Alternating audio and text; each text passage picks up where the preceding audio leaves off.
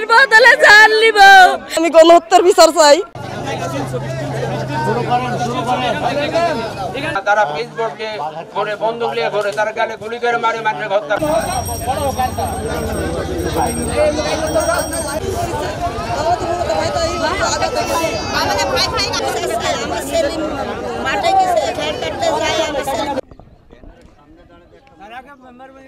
স্পটে যে ছিল সেই আছে এখানে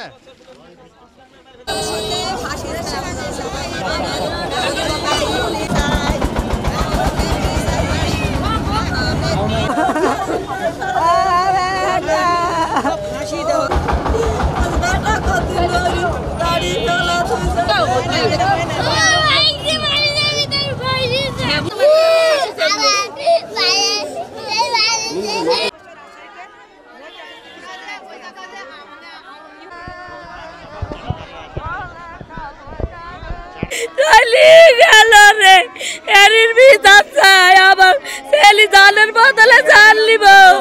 আমার ছেলে তুই দেখে ছেলে তুই জানে দূরে দিক তৈরি দিছে।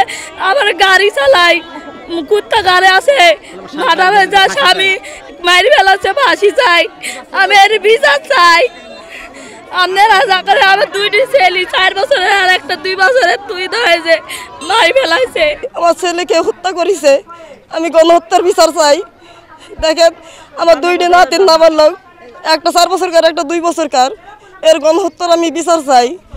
আমি ফাঁসি চাই ওদের। এখন বাহিনীর লোকের আমরা ফাঁসি চাই, বিচার চাই।